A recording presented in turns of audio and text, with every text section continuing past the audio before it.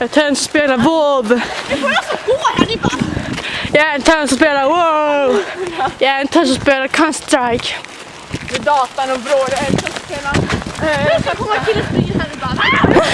Coca-Cola. Okej, kamera, vloggen. Alltså se detta. Vi kanske blir våldtagna i natt. Men då jag klarar ingen mer. Då är vi i alla fall inte oskulda mer. Yay! Han, då kan du förbereda dig.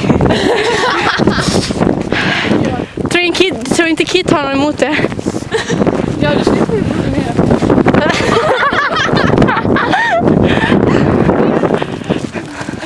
Jag är en tuss som spelar Counter-Strike. Tyckte att de vrålar. Filmar? Ja. Jag vet inte att de ska våldta oss utan att se det. Det där är våldtagning för de lyser lampa på den. Rampljuset. Alltså, Ligger de där i tunneln och bara Fast jag tror nog bara han som stönar. min annan tror jag slåss lite mer. Oh no! Sharon! Jag sa eftersökte jag. Kolla. Va? Då har inte jag svarat på typ 5 minuter. Oj då! Oj, nu filmar Ella på det där.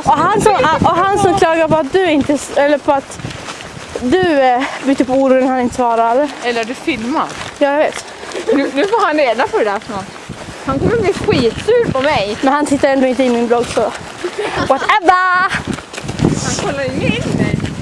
Men, ska jag lägga det här på din blogg? Vad fan ska den in på din blogg? Det är mig det handlar om, mitt liv! Mina regler! Jag tänkte det på min blogg. Eller? På min blogg, jo. Nej, på min. Min. Varför ska jag lägga ut det på din? Det kanske mina föräldrar ser den. Ja men anledningen varför jag skulle lägga ut det på din.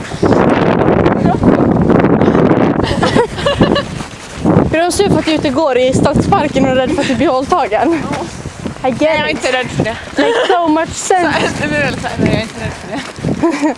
Nej, jo, jag känner så jävla stor skräck.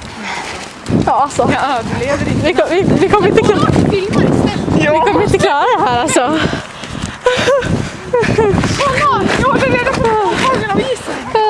Och fy fan, det här kommer inte 100 år att lägga upp på YouTube. Åh, fy fan, jag orkar inte. Alltså, jag pallar inte mitt liv. Det här kommer ta mig 5 timmar att lägga upp på... Stäng av! Nej!